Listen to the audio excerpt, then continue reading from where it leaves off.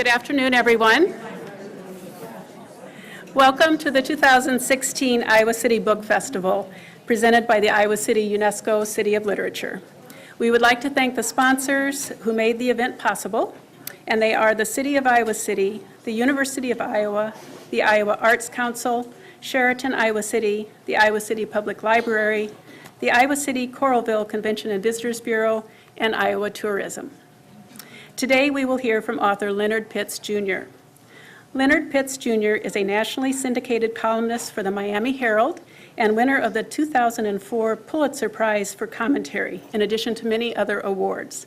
In Grant Park, Pitts takes on the past 4 decades of U.S. race relations through the stories of 2 veteran journalists, a superstar black columnist and his unheralded white editor. Please join me in welcoming to Iowa City, Leonard Pitts Jr.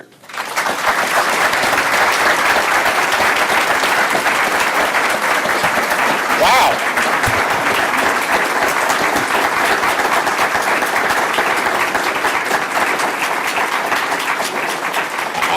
I am so disappointed we couldn't get anybody out. Thank you very much for coming out. I really appreciate this. I'm going to spend a few moments talking and then a few moments doing a fairly long excerpt, reading a fairly long excerpt from the novel. And after that, maybe we'll have 20, 30 minutes for Q&A if that works for everybody. Okay, all right, cool. Let me begin with a story. When I was in college about 100 years ago, there was this, I used to work at the, I went to school at the University of Southern California, and I used to work at the bookstore, the information counter. And one day while I was working at the information counter, this is late 70s, I started in 74, so maybe this is 75, 76, somewhere in there. This guy walks in, this white guy, and he's wearing this t-shirt that says in big block letters, "White Power." And I was working the desk that day with a friend of mine, white girl, white young lady named Kathy Duncan.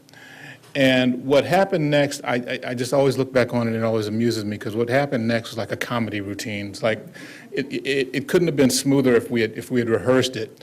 Kathy sits down, she pats her lap, I take a seat in her lap, she gives me a kiss on the lips, and says in a very loud voice, "So what time will you be home for dinner tonight, sweetie?" And Mr. White Power changes all kinds of different colors, and he gives us a look that could probably have killed plant life, you know. And he turns around, he spins around, and he goes walking out of the place. And me and Kathy just cracked up. And I always look back on that, and it's sort of emblematic to me of how people of my age, and I'm part of the first generation, first post-civil rights generation. I'll be 59 years old next week. Hey, yay me. I am part of the first generation to come of age in the post-civil rights years, and I think one of the things that happened for us is that we grew up thinking pretty much that racism was over. By the 70s, the civil rights generation had knocked down all of the legal barriers, at least. All in the Family was on television, so racism was something that you could laugh at through Archie Bunker. You know, I was going to college. My roommate was this white guy named Reed. He introduced me to Simon & Garfunkel. I paid him back with the Isley Brothers. And it was sort of, you know, there was this sense that, you know, we had overcome, and that this great stumbling block, this great impediment, this great barrier and weight that we as Americans had dealt with since before the founding of our union was finally in the process of falling behind us. And the succeeding 40-some years have been a process for me of really discovering just how naive and premature I was. I find that I have awakened from that dream of we have overcome, and to find myself in a nation where a white supremacist is a Republican candidate, and I mean, you know, a pretty clear white supremacist is the Republican candidate for the presidency of the United States. The Voting Rights Act has been neutered under the bizarre formulation that because it worked, we no longer need it. And there is an openness to our racial animosity that I have not seen in many years. I find myself alive and awake in a nation where it is necessary to say that Black Lives Matter because some people forget, and then to hear that that is a controversial statement. It's just an amazing, amazing time. And for me personally, again, as a child who came of age, naive and happy in the late 70s, it feels very much like a 40-year-long slap in the face. And one of the things that occurred to me as this book was sort of gestating within me was, if it feels like this for me, what must it feel like to the people who are just a little older than me? The ones who didn't just come of age in the post-civil rights years, but who fought the civil rights battles, who were the people who were on in the streets and lifting the signs and agitating for civil rights during the years of Martin Luther King and Robert Kennedy and Fred Shuttlesworth and Malcolm X and all of these folks. So from that came the idea for this book, Grant Park. Grant Park centers on two people. And I'll give you a brief sketch of each one of them. The first is Malcolm Marcus Toussaint. He was not originally named Malcolm Marcus Toussaint. He was originally named Moselle Uriah Wilson Jr. But as that's a name entirely too countrified for a hip young man of the late 1960s, which is what he imagines himself to be. Now, I should tell you that this book unfolds in two time frames pretty much simultaneously. You go from 1968, the spring and summer of the spring rather of 1968, when Martin Luther King was in Memphis, and you go to Election Day, Election Eve and Election Day of 2008, which is pretty much almost exactly 40 years apart. But anyway, we meet Malcolm as he is coming home from college. He has been kicked out of college. He had a full ride scholarship, which is unheard of, particularly for a young African-American man from a very poor neighborhood. He's a very bright kid, but he, rather than going to class and using this gift of the scholarship, he has spent his time, as he calls it, protesting. The dean of the school calls it writing graffiti on the walls of the administration building. So Malcolm's on the way home. And Malcolm finds himself involved in and embroiled in the sanitation workers strike, which ended up being Martin Luther King's last campaign. For those of you who are not familiar with or don't recall the sanitation workers strike, a lot of people seem kind of a little bit lost in the details of that 40-some years later, almost 50 years later. But the sanitation men were mostly African American. They were some white, but mostly African American. And they worked in the most difficult and degrading and dehumanizing conditions available. These days, in most cities, I dare say probably in all American cities, you put out your trash at the curb and it's in a can of plastic or metal, and the sanitation men lift it and put it in and deposit your trash into the truck. Back in that era, that wasn't the way it worked. Back in that era, the sanitation men were obligated to go into your backyard and pick up these, they were called these metal tubs. The sanitation men got the nickname tub toters, and they would carry the tubs like this, and you could put literally anything in there, chicken bones, dead cats, tree limbs, whatever, and it was their obligation to go through your yard and carry it. The metal would frequently rust through, and I interviewed some of the men, and they would talk about picking maggots out of their hair because they're carrying people's trash like this, and they smell to such a horrible degree that they can't even take, many of them can't even take public transit home. You know, many of them talked about either being asked to leave the bus or just voluntarily not getting on the bus because they smelled so badly. So one of the things that they were seeking in the strike was simply a place to shower off the muck. They also wanted the right to be paid for the hours they worked. The way that the deal was set up, you could go in there and actually be available for work for 14 hours but get paid for 8. They wanted a raise. They were getting paid, the lowest I've seen is $1.25 an hour, and I should mention that because I see some younger people in the room, and you may get the sense, well, this was 40, 50 years ago, $1.25 an hour, you could probably rent a house with it or buy a house with that now. Even in 1968, $1.25 an hour wasn't doing a whole lot for you. So they wanted a raise. They wanted to be treated respectfully. They spoke often of being threatened with guns and of being called boy and a whole lot worse by their supervisors. But the sticking point, or the thing where the strike kicked off, was they wanted safe working conditions. The trucks that the city used were old and decrepit, and the men had complained about them for many years to no avail. And then this one day in February of '68, Two men jump into the back of one of the trucks to seek shelter from the rain. The hydraulic ram in the back of the truck that crushes the trash starts up because there's a short in it that they've complained about. And they've complained about this specific truck, as a matter of fact. The hydraulic ram starts up, and the men are compacted. They're crushed like the garbage that they carry. And that was enough. The city offered each man's family $300, which was probably about a month's salary, and an additional $500 expense. To bury each man, the cost, Michael Honey who's a historian whose research says, to bury each man, the cost was $900. So you can do the math there. So the sanitation men meet, and they don't even have a union, but they decide no more, we've had enough, we're going to go on strike. And this brings Martin Luther King into the situation. This will turn out to be Dr. King's last campaign. My character Malcolm, as I said, is a bright young man home from school in the midst of all of this, and he has great scorn, like a lot of other young African Americans and young people, period, during that time for Martin Luther King. He's had enough of the "we shall overcome," let's link arms and march down the street, I have a dream, patient engagement, nonviolent protest. He's had enough of that. He is fond of a battle cry that has become increasingly popular among young African American men at that period, Black Power.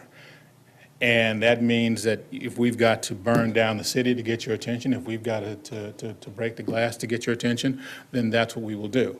And this brings him into conflict with many folks, including his dad. His dad is one of the sanitation men, these older men who are standing up for the first time for themselves in a situation in a civic entity that has always pushed them down. They're standing up for the first time for themselves. So there's a generational thing going on, and then there's this whole thing, Malcolm, with the Black Power thing, at odds with Martin Luther King and the whole civil rights structure. So this comes to a head on the, blanking on the date, but Martin Luther King comes to town to lead a march, and Malcolm and some other young men turn this march into a riot. This will turn out to be the last march that Dr. King ever leads, as a matter of fact. But Malcolm is one of the young men. Malcolm obviously is fictional. The young men are not fictional. Turn this thing into a riot, forcing Dr. King to return to town.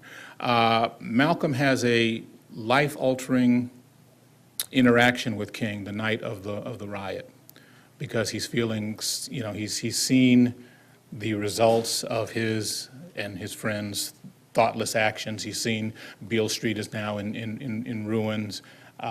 Martial law has been imposed in the city, and they are no closer to any kind of solution for the sanitation workers. And that night, he has a chance encounter with Dr. King. And they talk, and Dr. King talks to him, explains to him, essentially schools him in the reality and the tactics of nonviolent protest, and changes him. There's a fundamental change in him. He realizes that he's been wrong. A week later, he is going to talk to Dr. King to thank him for this life-altering interaction, and to tell him that from now on, I'm going to try to do things your way. And he is approaching him at 6:00 p.m. on the 4th of April on the balcony of the Lorraine Motel. As he's walking toward him, he sees something out the window over here, and he's not sure quite what it is. In the instant that he knows what it is, the gun fires, and Dr. King is gone. He's lived with that for 40 years.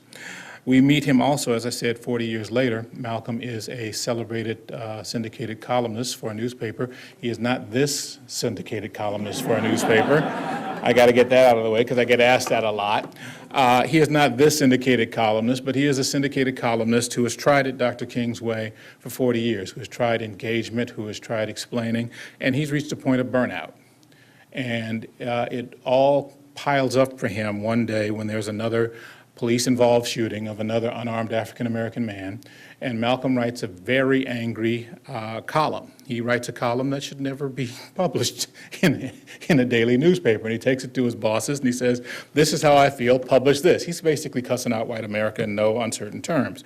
And he takes it to his editors, and his editors say, "Malcolm, this is not going to ever be, how long has it been since you had a vacation, pal? You need to go take a break."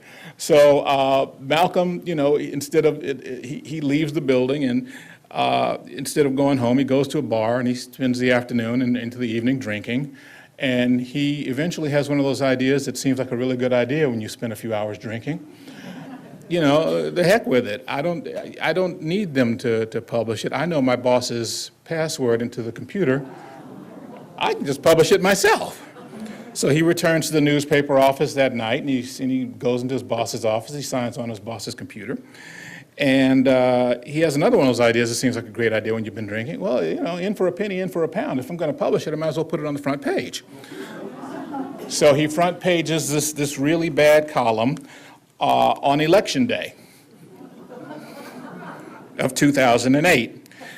And then Malcolm disappears. Unbeknownst to anybody except you, the reader, Malcolm has been kidnapped by two white supremacist terrorists who have this plan that they want to assassinate the man they're sure is going to be the incoming president, Barack Obama, that night in Grant Park. Brings us to the second character. Bob Carson is in 1968 is a very idealistic young white guy. He's a very Christian guy. And you'll recall, those of you who were there, who read about it, at that time, if you're a Christian white person, then you are rushing to the South, because that's where things are happening. That's where your faith and your commitment to human rights are being put to the test. So Bob goes south. His parents, he's been accepted everywhere, all sorts of schools that you've actually heard of. He ends up in a school that no one's ever heard of in North Mississippi. And there, something that he had not expected happens. He meets and falls head over heels with this young African-American activist. Her name, and you will want to remember it, is Janika Lattimore. Janika just takes his brain, and I don't know if anybody remembers First Love, just, brain spraying, like this. That's Bob for Janika. He is absolutely mad about her, and for a precious few months, and she's mad about him, I should say, and for a precious few months, all is well with them. But again, this is unfolding in 1967, 68, which I like to call the years when the 60s got angry. These are the years when things are changing. The optimism of the early part of that decade is changing into an anger and a fury that will basically burn through half of the next decade. So even as they are in love and committed to each other, there's a tension in their relationship, and it comes to a head when they decide to go to Memphis to support a sanitation workers march that they've heard about, that's being led by Martin Luther King. The march turns into a riot, and Bob finds himself suddenly in a place where being young and white, particularly white, is not the healthiest thing. So they're running, trying to get away, and Bob is cold-cocked and attacked by this black guy for no other reason than that he's white and he's there, and it's a riot. And the guy is beating the heck out of Bob, and Janika, who is his partner in this nonviolent group, grabs a cinder block and clocks the black guy. So much for nonviolence. And they race back to campus where Bob is beat all to heck, and he thinks that's the worst thing that's going to happen to him, but it turns out the worst thing is a moment later when Janika tells him that they can no longer be a couple because the world is changing, and she doesn't want to be with him. Flash forward 40 years later, Bob is also a journalist. Bob is an editor at a newspaper in Chicago where he has this superstar black columnist who has just submitted to him this god-awful column that should never see the light of day, and Bob has spiked it and said, go home, get some rest, you're never gonna publish this in the paper. And the excerpt that I'm gonna read for you picks up after Bob has received an early morning phone call on Election Day. Hey, Bob, have you seen the paper? Bob's up puttering around making himself an omelet. Bob's Mr. Excitement. He's making himself a egg whites spinach omelet to go in and tackle the day at 6 a.m. And he gets this call, Bob, have you seen the paper? And no, he hasn't seen it. You need to take a look at the paper. And Bob looks at the paper and it's, oh my God, how did that happen? That's what the publisher wants to know. And we have a meeting scheduled for 7 a.m. and you're required to be there. Professional tip for any young people in the room, when your boss calls you in to a 7 a.m. emergency meeting, just update the resume. It's kind of done. So Bob, and Bob is this guy, I have to say before I start reading, Bob's this guy, he's also changed in 40 years. He has what I call compassion fatigue. He's a guy who understood African-American struggle when there was a sign right here that said whites only, or when people were being beat upside the head for trying to vote. He has a little more trouble with the idea. What is institutional racism? He has trouble with that idea. He has trouble with this, with all of this. He's come to feel that he himself, this is his feeling about himself, that maybe I've just become a racist myself because I don't have the compassion I used to have. I feel like I have a compassion fatigue. Part of it is that the world has changed, but part of it is that 40 years later, he's still never gotten over what that black girl did to him. So he's got issues with black people, but he's also got issues with one individual African-American woman. And with that said, I'm going to read this excerpt to you. It'll take about 10 minutes. This is right after Bob has gotten off the phone. Time was short, but Bob didn't go flying to his bedroom to get dressed. Instead, he picked up the paper and, almost as if in a trance, began to read Malcolm's column, the column he, Bob, had rejected emphatically, and then personally spiked to the delete basket, the one that had somehow risen from the dead. It said, "Good morning, friends and neighbors. What you read here today are the musings of a tired man. Tired from what, you will ask yourselves? What can Toussaint have to be tired about? He is a respected journalist. He is paid more than he deserves. He has two of the greatest kids in the world, and he was lucky enough to be loved by a woman who was gracious and kind and smart and stunning, and who stayed married to Toussaint for 27 years, until her death in 2006, despite the fact that he was none of those things, and everyone knew she was far too good for him. What in the world does Toussaint have to complain about? Well, it's simple, really. I'm sick and tired of white folks' bullshit. I know the language catches some of you by surprise, but there you go. 2 weeks ago, I wrote a column. You may remember it. It was about Dante Stoddard, the 22-year-old African-American man, father of three, who died in a hail of bullets. 52 shots were fired, 27 struck home, when he was confronted by Chicago police late one night outside a McDonald's restaurant. Police say they shot Stoddard because he reached into his pocket and produced a wallet that officers mistook for a gun. Witnesses said that was a lie. Security camera footage backs them up. It clearly shows Stoddard with takeout bags of fast food in each hand. He transfers them both to one hand and begins reaching toward his hip pocket to produce his ID. But before his hand even reaches his pocket, much less pulls anything out, the shooting begins and continues for 12 excruciating seconds. After all that, police said the man they were looking for when they stopped Stoddard on suspicion of armed robbery actually bore no resemblance to him. 10 years older, 50 pounds heavier, and with a medium afro where Stoddard wore dreadlocks. The only thing they had in common is that they were both black men. Apparently, that was enough. In the column, I called the cops out for the execution of yet another black man under dubious circumstances and demanded a Justice Department investigation. In response, I just received the following email from a man named Joe McPherson, which I present to you now in its entirety.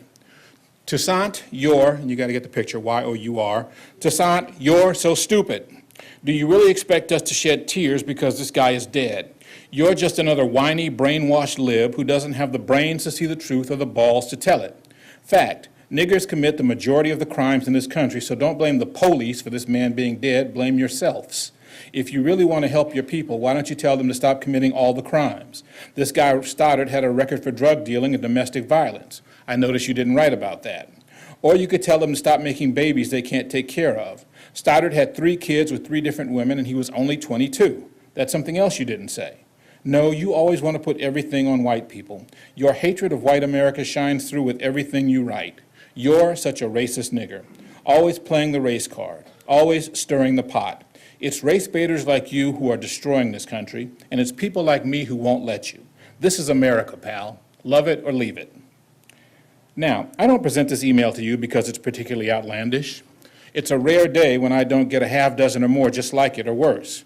No, I present it to you because it represents that final drop of water that makes the bucket overflow. I repeat, I am tired of white folks' bullshit. In the first place, and I realize this is petty, but this is my rant, so humor me, does this email not tell you everything you need to know about declining educational standards in this country? Can you appreciate how truly frustrating it is for an educated man such as myself to have his intelligence impugned by someone who failed to master fifth grade English? You're so stupid? Really? That may be the single most maddening sentence I have ever read in my life. Although "you're such a racist nigger" would also have to be in contention. And would someone please buy this man a box of apostrophes? As to the rest of it, well, I don't propose to go through it point by point. I've already said what I had to say about the execution of Dante Stoddard, and for that matter, about black crime, black babies, and the criminalization of black existence. You may look it up if you care to. I didn't write this column to say any of that. I wrote it only to say, I give up. I surrender. Uncle. As many of you know, I once met a great man. His name was Martin Luther King Jr., who counseled me to have patience and faith where the people he called our white brothers are concerned.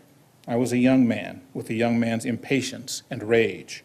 My father was a Memphis sanitation worker, one of the men Dr. King had come to town to help, one of the men who paraded through downtown every day with a sign that said, "I am a man," because white folks needed the reminder. I didn't want to march. I wanted to burn. I wanted to destroy. I wanted to tear down the world until everybody in it felt my impotent fury. Dr. King told me not to waste my life that way. Patience and faith, he said. Well, here we are 40 years later, friends and neighbors, and I am out of patience and I'm out of faith. I don't want to burn or destroy or tear down. I just want to surrender, to publicly divest myself of the foolish notion that white people can be redeemed, that they can be influenced to once and for all give up the asinine delusion that melanin correlates to intelligence, morality, or worth. I no longer believe they can. And yes, someone will point out that 40 years after Dr. King spoke to me, here we are with a black man running for president. What about that, they will say? Doesn't that prove patience and faith have paid off? Well, what about that? Barack Obama has faced not just the ordinary political questions about his policies, his plans, and his experience, but also a series of extraordinary questions unique to him. Was he really born in the USA? Is he secretly a Muslim? Is he secretly a terrorist? Does he hate whitey? White people ask these questions because they can't bring themselves to ask what they really want to ask. Who is this nigger to think he should be our president? And when Obama gets his ass kicked and he makes that call tonight to congratulate John McCain on winning the presidency, when the social scientists start talking about the Bradley effect and the hidden racism polling did not detect, ask yourself, could it really have ended otherwise? Could white people have done anything other than what they did? If you think that, then you don't know white people. I do, and that's why I have given up on them. So Joe McPherson, thank you for being that one drop and for thereby helping me to clarify something I've been struggling with for a very long time. Now please, go to hell and take America with you. Bob sighed.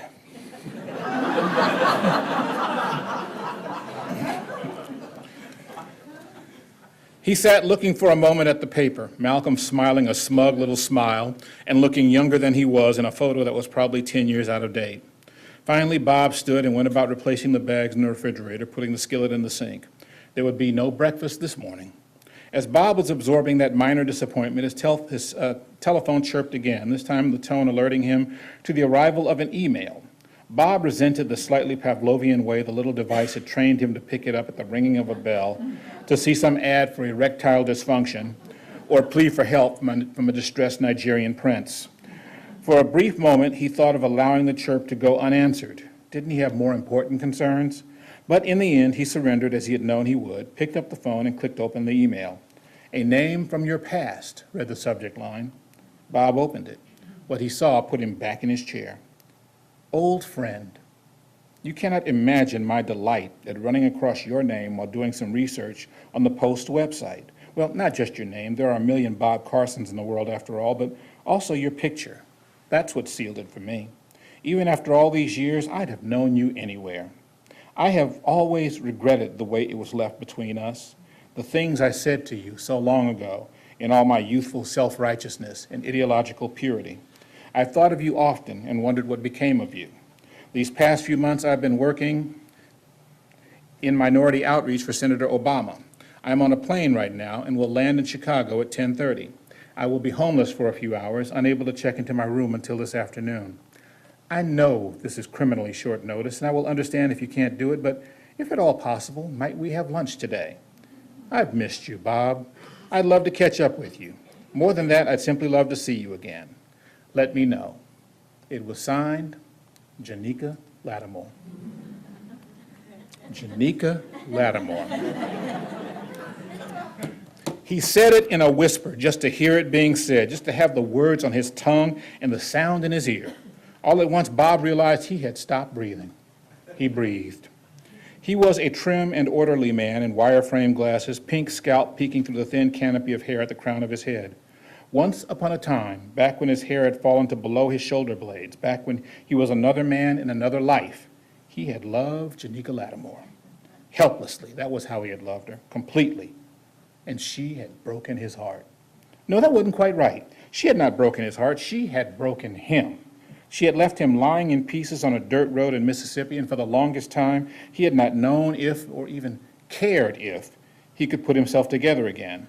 And even when he finally decided to get on with it, even when he did manage to put the pieces back together into something that vaguely resembled Robert Matthew Carson, it had never quite been the same.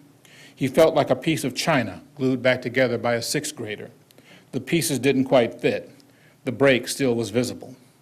Bob had never loved again, never allowed himself to. There had been relationships, yes. He had even lived for a couple of years with a free-spirited painter in a crummy little apartment in Soho, and she had borne him a son he adored. But he had never married, much less immersed himself in a woman that way again. Now, he was 59 years old, and after all this time, here she was, blowing through town, blowing back into his life, and wanting to get together for lunch?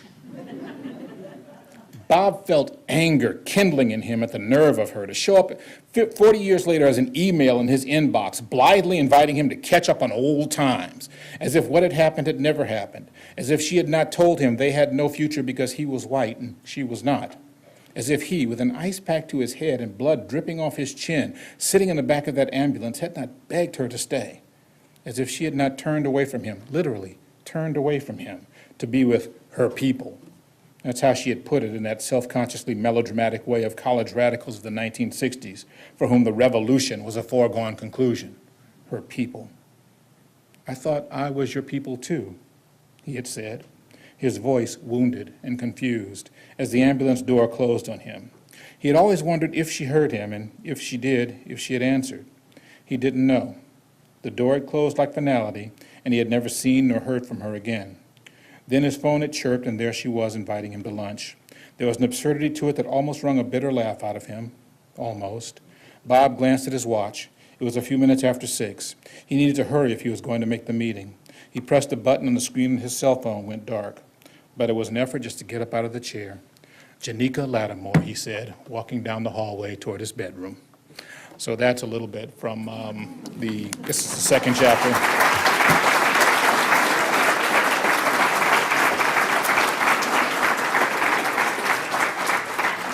So I've given you this long setup, and I'm going to leave it at that, and I'd like to entertain some questions. Grant Park is a book about how we lived race then and how we live race now, told through the eyes of these two men who bring completely different agendas to the table, both of them fundamentally good men, but both of them shaped in ways that I guess cannot help but put them into conflict, and as readers, we watch how the conflict plays out, in addition to, as I said, a terrorist plot to blow up Grant Park and Barack Obama with it. So just add a little extra spice to it. Are there questions? I have a question. Shoot. You said Black Lives Matter. Mm-hmm. But I've been doing some research, just reading these history books, John Higgs and all of them hammering at my head. I find out that white lives haven't mattered since the 1980s, when Reagan took over, busted the unions and everything. And to me, this is how Trump came to power. So well... Yeah, not yet. Amen. I have my faith Amen. is Praise gone. the Lord. Thank you. So to me, Black Lives Matter revealed that white lives haven't mattered since the 1980s. Okay, well, here's the thing. You're sort of conflating apples and oranges. Reagan came in and busted that union. Black Lives Matter is a response to something else, something distinct, which is police brutality, largely against African American men and some women, although if anybody hasn't seen the video of Carolyn Small's shooting, I would advise you to take a look at it, because there have also been some cases where white lives haven't mattered all that much to police either.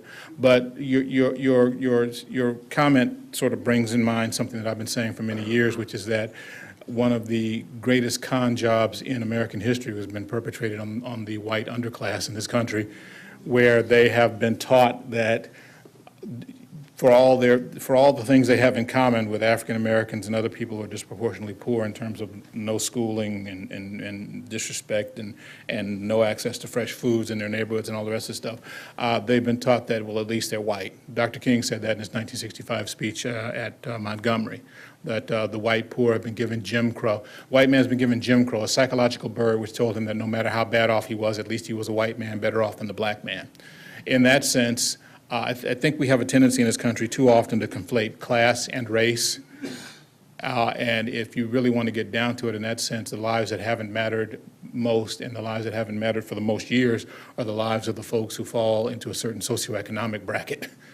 The lower middle class. Those are the folks, that where life really hasn't mattered. That's not to say that race doesn't mean anything, because it does. Race has its own weight, its own whatever.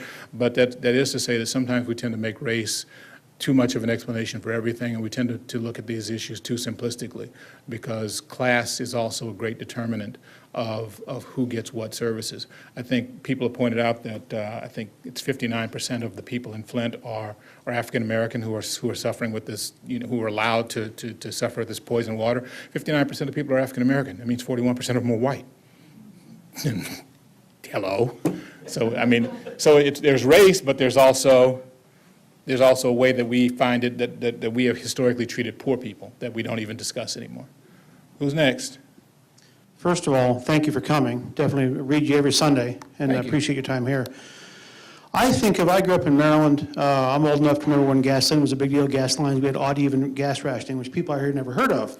Talking about the 70s? And this is in the 70s. If you had your license plate ended in 5, an odd number, you couldn't buy gas on odd days, but not even days, and back and forth. And so I always remember that. To this day, when I register my vehicles, I get together. So I will never go back to gas rationing, but that was one of my experiences. The point is, we're all products of our experience and what we've gone through. The big question I have for you is, do you think we'll ever make it? Where my belief is we're all pink on the inside. I don't care how tall you are, or short you are, or fat you are, what you speak or don't speak, what color you are, we're all pink on the inside. And we're all a lot more alike than we are different. Not that I have all the answers, but do you think we'll ever make it as a country and stop killing ourselves? I have to believe that we will, because otherwise I would be in bed all day with no point in getting up. But I think before that's going to happen, we have to, particularly my white countrymen and women, they have to quit denying the reality of what race is and has been for African Americans and for them. There's this rush in this country to run away from our history, and I think that you can't go around it, you have to go through it. And we really have yet to kind of figure that out. If and when we ever do, then I think that we will be on the road to that. But that's a huge if. We've got to quit being scared of this. We've got to quit lying about this. We've got to quit denying this. As an African American, I got to tell you, one of the things that frustrates me is being treated as if I am an unreliable witness to my own experience. And for 40 million of us, that's so often the case. This is what we have seen, this is what we have experienced on a daily basis, and it is either laughed off or minimized by people who would presume to lecture us on our need for patriotism or our need to do a better job of raising our families or this, that, and the other. So at some point we have to, if we're going to get where you're talking about, we have to evolve an ability to talk about and to deal with what race is and has been without anger, denial, recrimination, fear, or guilt. When we can do that, then we're well on our way.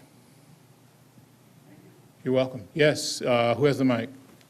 Oh, the mic's right here. Yes. Yeah. How much do you think that you have influenced changes or not changes over the last how many ever years you've been writing? I have no idea. I wouldn't presume to say. I will tell you this, that one of my favorite things that ever happens out of writing a column, you often hear people say, I hated what you wrote. You hear people say, I loved what you wrote. I love what you wrote is a great thing, but my favorite thing, and this happens 3 or 4 times a year maybe, is when someone says, what you wrote made me think, or what you wrote changed my mind. You know, but again, that happens 3 or 4 times a year. I don't know, maybe there's a whole 8 that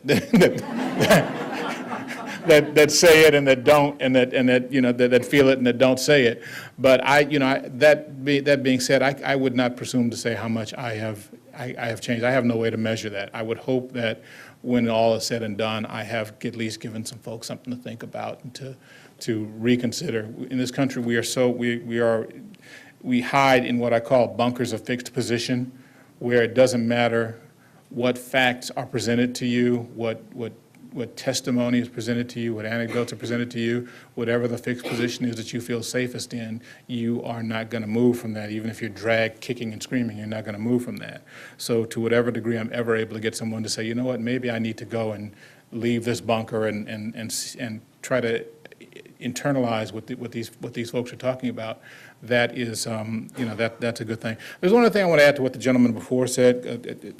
This thought slipped my mind as I was sort of yammering. But the other thing is, there's this. I always tell people, if you want to see somebody who's really angry about racial inequity, don't talk to an African American person. Talk to the white parents of an African American child. The angriest people I ever meet, you know, the ones who are ready to march on City Hall and throw a rock and burn something, are white people who have black kids. And that's because this is new to them. Whereas if they hear it from me or somebody who looks like me, then it's me testifying and being an unreliable witness to my own experience. But not from my son. They did this to my son. And I say that to say that we have this mindset where we seem like we cannot imagine ourselves into someone else's shoes unless we have walked there. And we have to get beyond that. Someone asked me why I write about gay issues. You must be gay. And I refuse to dignify that by denying it, okay? But the fact of the matter is, if I'm a human being and I see what's happening to some other human beings, I should not have to be part of that tribe to stand up and say that's wrong. I've written about gays, I've written about injustice against Muslims, I've written about injustice against women. I wrote a piece that I'm very proud of 2 years ago about injustices against the white poor. And to me, that's all of a piece. And until we can all get to that spot where it is all of a piece, and what did Dr. King say? Injustice anywhere is a threat to justice everywhere. Until we can get to that point and say, you don't have to look like me for me to give a damn about you being mistreated, then we're always going to have these issues. Who has the mic? I do. Okay. A friend of mine and I have talked about this before, and the feeling is, on our parts, that the black male has been enslaved twice, so to speak, in chains through this terrible time. I'm sorry. Go on. And then when LBJ created the Great Society, which, he wanted to do a good thing, but when the black man had to be removed from an intact household so that more services could be provided to the mother and the children, that emasculated again. How do you feel about that? Well, I don't think that's the only. I think that there is some truth to that. I can recount that from my own life experience. My dad had to leave the house one time. We were a welfare family in the early '60s. My dad had to leave the house out of the back because the social worker was coming up the front. I have a vivid memory of that. Although he never left the household, I remember him having to leave the house. That's true. But the emasculation of African American men, or the enslavement, or however you want to put it, of African American men, does not just rest between those two poles. After slavery, there was the convict leasing system, where African American men, mostly men, were essentially dragooned back into slavery. Right now, we have the mass incarceration phenomenon, where 1 in 3 young African American men is under control of the criminal injustice system, whether probation, parole, or actual incarceration. So the mechanism of American society has always been, how do we control African American men? We are an inconvenient reality. It's the basic fact. We are an inconvenient reality for a lot of folks. And so there's always been this idea historically and in present, of how do we control these folks. These days, it's how do we control them without seeming to be too obvious about it. But I would submit that when 1 in 3 African-American young men is under control of the criminal and justice system, you've been pretty darn obvious. Sir. Thank you ma'am. I really appreciate your voice, and I love the way you are historically contextualizing the breadth and length of responses to racism in America. I taught history for a while, and I taught social movement issues for a while, and I became one of those tired people for a while. The question I have is about, intergenerational, transference of a certain cultural inheritance. And I have a concern about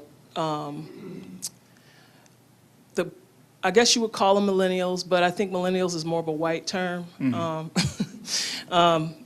Correct me if I'm wrong, but do you see positive and really effective examples of people in your generation Passing along? Some of the real wonderful strengths of those movements that Dr. King helped to create and that kind of thing? It's funny you should say that, or should ask that. The short answer is no.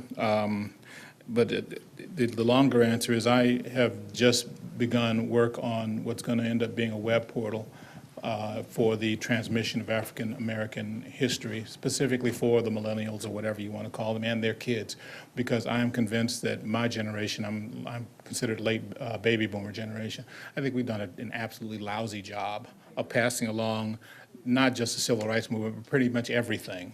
I think that there are a number of reasons for that. I think one, as baby boomers, we never wanted to admit to the fact that we were parents.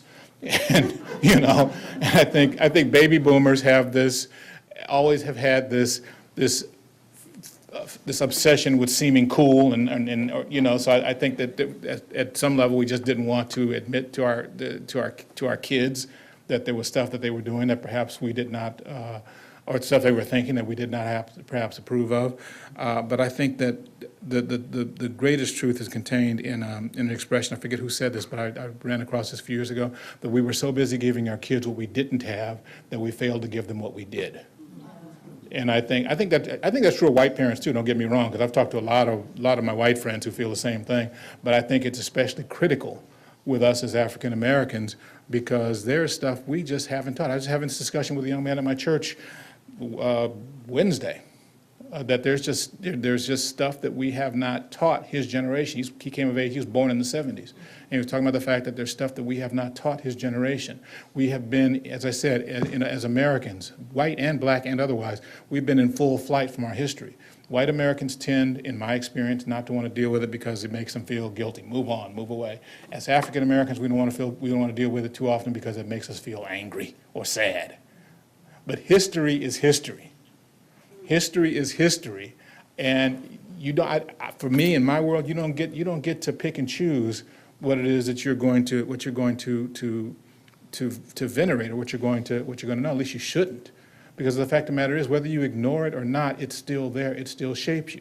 It's like if I said gravity, I deny gravity, and then stepped off the top of this building. I can deny gravity all I want. I'm still going to be a stain on the sidewalk. Okay? We deny history. We deny all the forces that have made us, and then we wonder why we keep coming around and around to the same spot. Trayvon Martin was not the first Trayvon Martin. He's not the last Trayvon Martin. So we keep denying this, white, black, and otherwise. We keep denying this. We keep going in circles to these same spots until and unless we get the courage, the moral courage, to deal with this. No, we're always going to be there. And my generation absolutely dropped the ball. My generation absolutely dropped the ball. I've said this many times. Ooh, I could preach that one. I'm sorry. Let me shut up.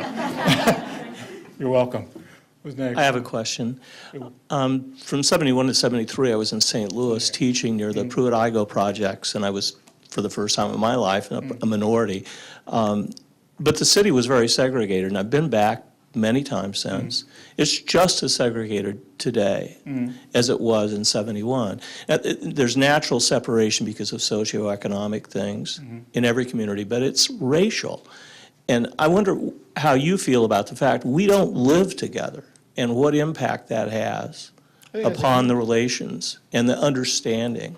It has a huge impact because when you don't live in close connection with whoever those quote-unquote other people are, it becomes easier to make myths and stories and whatever. It becomes easier to objectify. This is one of the things that I've discovered in my own life. When you talk about, when somebody smears Jewish people to me, they're not just smearing Jewish people, they're smearing friends of mine and people I've worked for.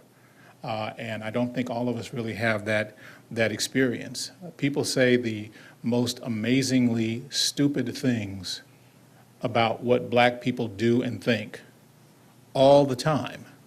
They say them to me because I think I kind of have the position of their local bartender or whatever. So they'll come and say this. They'll come and say this stuff to me, and it is fundamentally unfactual. But it is their reality. It's what they've come to believe because they don't know any black. Hey, Donald Trump. Donald Trump. Of course, like, show of hands. We got a few black people. Anybody here live in hell? Okay. Okay. I'm just saying, me neither. Okay. Trump is the primary example. He speaks with such conviction about what African-American life is like, and he knows not a damn thing. There's no lived experience. There's no, I've talked to somebody, to black people, Ben Carson, Don King, and Omarosa, I'm sorry, no, doesn't cut it, So there's no, but he speaks with such authority and knows absolutely nothing. And on the smaller scale, with the TV cameras away, that happens all the time. That happens all the time. Before you tell me who I am or who we are as African-American people, do a little something more than watch BET. That's all I say. Talk to some folks. Talk to 10 random black folks, spend some time with them, and then come tell me what we as black folks need to do. Don't look at BET and Fox News or catch New Jack City on pay-per-view or something like that, and then come tell me about black folks, because all that you do is highlight your ignorance.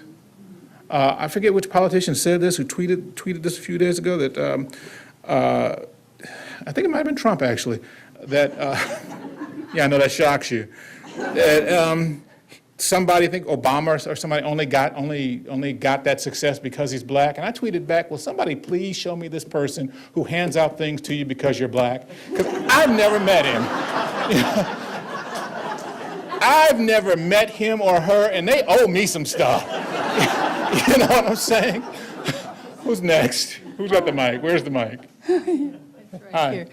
Yeah, to get back to class, I've heard it advanced, the opinion advanced over the years that Dr. King was assassinated because he was starting a poor people's campaign and spreading out his concern for a large number of people, and concern that putting white people in that mode of objecting to the various things was a real big threat to the establishment. Can you comment on that? I'm not much of a conspiracy theorist, so I don't know that I think he was assassinated because of that.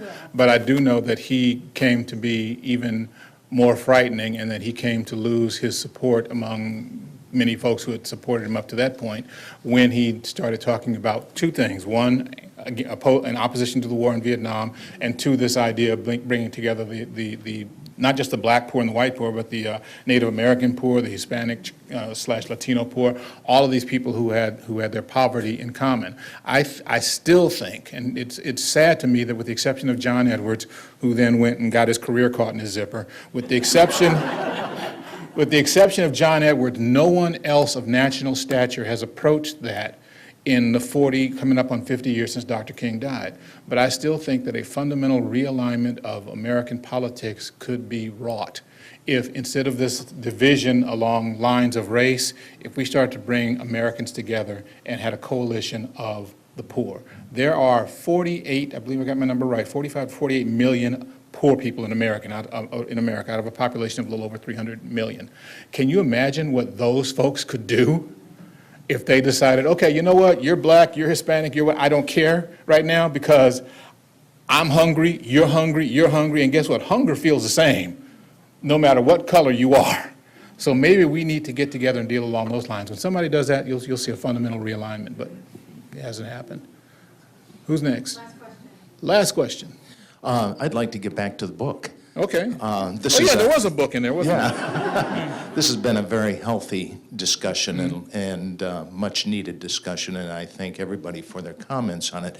To what extent does the book address the issues that have come up during this conversation today? To what extent is it instructive in helping to show the way to move the dial forward? You know, when you write a novel, if you spend too much time trying to give lessons, then you neglect an author's or novelist's first job, which is to entertain. So it's hard for me to say to what degree it does. I think it's probably more of an illustration of where we are, for good and for bad, than it is a primer of what we need to do next. You know, that wasn't my goal. That wasn't what I set out to write. What I set out to write was something that, one, ventilated my head, because there was just so much banging around in there of frustration and looking at where we are today, and two, that told an entertaining story. Are we? We're going to squeeze in one more. I Yes. want to make a comment. Yes. I was born far, far long before you were. Uh-huh. And I was born and reared in Chattanooga, Tennessee during the segregated era, Jim Crow. Went to the black colleges, Morehouse, Meharry, and all. And I tell you what just happened to me, and I was in the Air Force around the world. But it's gotten to the point, listening to you and all that, it bothers me. I have what probably like PT, the traumatic type of thing. PTSD, yeah. PTSD, from what has happened to my people along the way and still happen. The things that has happened that I've noticed, I was born into the segregation system, but discrimination is very prevalent throughout, here, wherever I've been, throughout the world. And it has really gotten to me. I don't even like to listen to the program during Martin Luther King's week to see the beating of the people in the street. I was in England during that time. But it just gets to me, and I guess I'm one of those rare ones who's still around, and I'm just traumatized by it. And I just don't see a lot of improvement in many ways on that. Yeah, I think there's, as President Obama said, there's obviously been improvement. The fact of his presidency speaks to that. But what has happened is that I think as a country, we sort of rested on our laurels and declared the battle over and done. And the fact of the matter is that while we were congratulating ourselves for how much progress we had achieved, other forces were working overtime to erode that progress, and they have made spectacular gains in eroding that progress, while we've sort of been sitting around congratulating ourselves. So the movement of African American history has always been 2 steps forward, 1 step back. We are in the midst of a giant step back at this point. But that's always been the case. I mean, if you read your history, you know, Reconstruction comes, and then we are forcibly smashed back.